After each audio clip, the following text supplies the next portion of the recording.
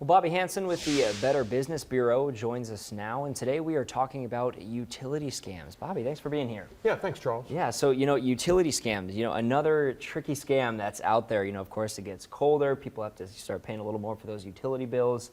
So, and that's when the scammers start to strike. So what are some of the biggest utility scams you see around this time of year? Yeah, well, the number one scam is they're trying to get your money. Yeah. Either call you, text you, or send an email that you're going to disconnect your service. Right.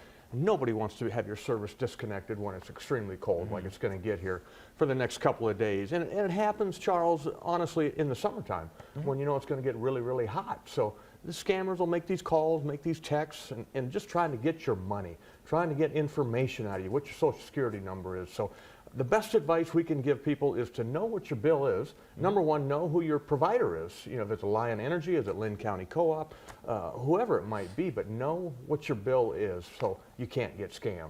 No, yeah, absolutely. It sounds like you kind of got to know your routine and Yeah. who you're giving your money to, and just make sure you don't fall out of that routine, right? Yeah, and don't, there have been times when we've had calls come in that someone came to their door and looked like an official from an energy company. Well, don't let anybody in your house, number one tip. Number two, Alliant Energy will always have a photo identification.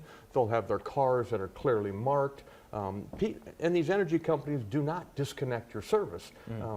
You might fall a little bit behind. They'll send you a disconnection notice with a date of disconnection coming up on it, and you have some recourse. If you're below a federal poverty limit, you can go to HACAP here in town. They can help you with that. Now, it doesn't dissolve the bill. It doesn't go away, Charles. It just gives you some time to make good on that bill. And best advice I can give people is to, again, know that bill, get that phone number. With Alliant Energy, it's 1-800-ALLIANT, A-L-L-I-A-N-T. Call them, and they can look up your information. They can give you your account number. They can give you your balance. Where a scammer won't have that information. So ask questions, take your time, and just proceed slowly. You're not going to be arrested. They're not going to disconnect your service. Yeah. So if somebody unfortunately falls victim to one of these scams, Bobby, what do you do?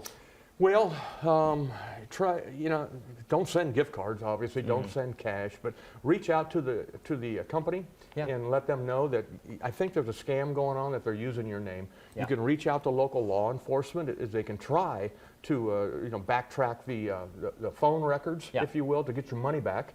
A lot of times they're spoofing these phone numbers to look like customer service from that energy company. So there's not a ton of recourse. You can let the BBB know, and we can set out an alert that this is happening in our area. And it has happened in the Cedar Rapids area here. We had a local company on the edge of town, a small motel, that had gotten that call and didn't speak the language real well and didn't understand, and had lost several $100s sending them money. Wow. Yeah, well, that's some great advice to look out for there. Bobby, thanks for being here today. Thanks, Charles. Joe?